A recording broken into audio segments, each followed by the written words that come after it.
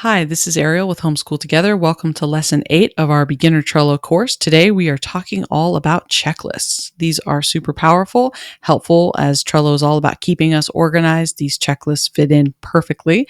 So let's take a look at how they're created. So if we go into our card here, our favorite guinea pig card, if you look on the right here, you've got a checklist option. I can go ahead and label this whatever I want. Maybe I want to label it books. The different books that I might want to get as part of this unit study. Maybe I want to get something nonfiction, some sort of a story about Mount Rainier. Whatever you want. You type in as many options as you want for your checklist. The moment that you click one off, you have a % complete, which I love. You have the option to hide the checked items if you want, or show everything. So whichever is best for you. Also, if I go ahead and add another one, let's say this is, art supplies. Go ahead and add that. And I need a brush and some paint, yada, yada. So here I have a couple lists now. So there's a couple of interesting options. I can say, I want to put art supplies in front of books. Or, I actually need a brush down here and I want to put a storybook up here. I can move these around however I want. This is wonderful about checklists. I'm able to really move everything. One thing that you will notice too on the card here on the cover, it tells me the status of the checklist. Now it does total number of items, not per checklist, right? I have 2 and 2, and so it shows a total of 4. So once I have some things clicked off on my checklist, that'll give it to me here. One thing to note, if your cover is of the type where the text is over the image, you don't get any details on that. So I'm not going to see anything about if I have attachments or what my checklist status is, or if there's a description. None of that will come through. So just note, if you want to see that, you need to make sure that the cover that you've selected, if you have a picture there, has all this information.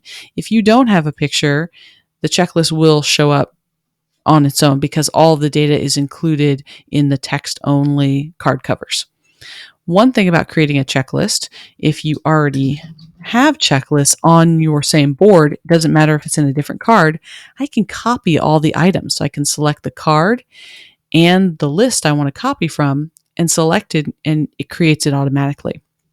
This is really terrific. You could create a template of various art supplies that you might need, and then you can just delete things off the list. It's super easy to delete any options here. I can just go, I'm sorry, this is actually, here's the delete here. Delete.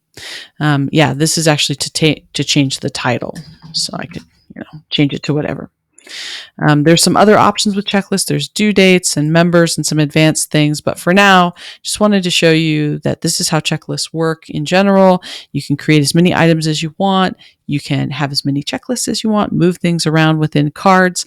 Note that if you want to copy the items in a checklist from one card to another, they have to be on the same board. So if you want to create some sort of a template card, you would have to, and you want to use it on a different board, you'll have to copy the card over to that board to then get the checklist and use it there. You can't, you're not going to get this option here to copy items from if the card is on a different board. So just something to note.